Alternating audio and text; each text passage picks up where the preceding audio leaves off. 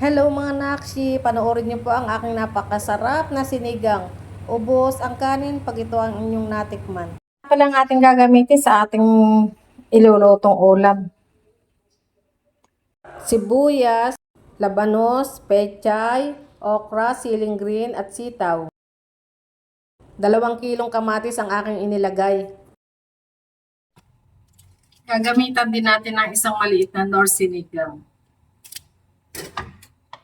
At mainit ng ating kawali, lagyan na natin ng mantika.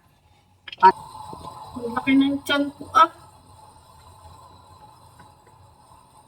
Grabe. Grabe na to. Lagyan na natin ang sibuyas.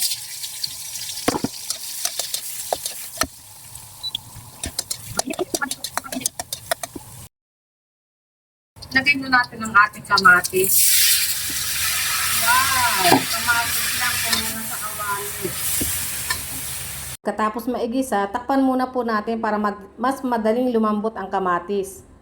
Pagkalipas po ng ilang minuto, buksan na natin at ating haluin.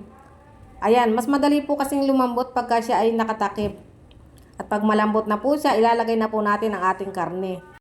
Sa karne naman po, ang pinipili ko po ay yung hindi masyadong mataba. Dahil po yung masyadong mataba, humahalo po sa sabaw ang sebo. Hahaluin ko lang po yan pagkatapos isasalin ko sa kaserola kasi doon mas madaling lumambot ang karne.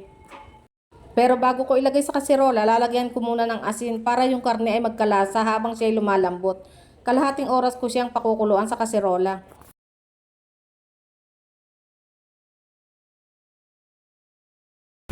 At ayan na ang ating sinigang sa kamatis. Pag malambot na, saka natin ilalagay ang mga gulay.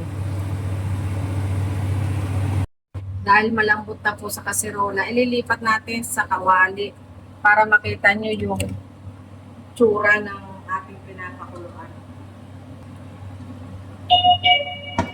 Uy, may nabili pa. Wait lang. Wait lang po. Ayan po, hindi ko siya sinabawan pero nagsabaw. Wait lang, may nabili. Tagtagan natin ng asin at matabang. Tapos ilalagay na natin yung unang gulay, sitaw. Mas kita nyo po kasi pagka sa kawali niluto. Lagay na rin natin ang sili at ang labanos. Ano po siya ngayon. Hindi na pa ako nag-add ng water kasi ano siya nagtubig. Tikman niyo po pagkaluto Pakuluan lang po natin bago natin i-add yung okra at saka pechay. Naniwa ko ng manipis yung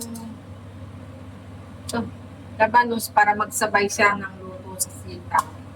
Tapos ilagay na natin okra. Isama na rin natin ang pechay.